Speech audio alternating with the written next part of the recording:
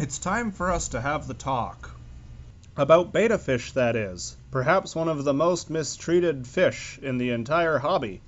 You see all kinds of products recommended for these guys that are just not suitable for them. Like this little tank. This is awfully fun for growing plants in, but it's marketed towards betta fish, which is frankly just kind of goofy.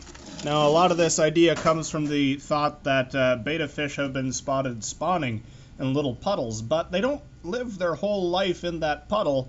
It's just it's an ephemeral puddle. They go there, it's breeding season, then they get stranded in the puddle and stuck. It's kind of like if you're hanging out in your bed and then you had a stroke and couldn't get out of bed and aliens came down, they'd say, oh, humans just live in beds. But that's just not quite accurate. Another thing that people will often try put betta fish in are these. Just a good old vase, and seriously, just no.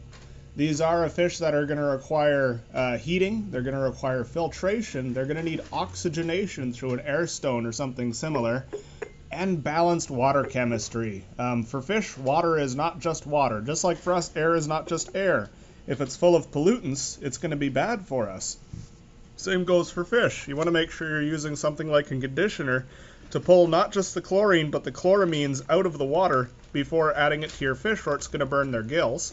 And you also want to make sure you're cycling your enclosure first, so you have some good beneficial bacteria growing in there, and you have a proper nitrogen cycle going before you introduce your betta fish.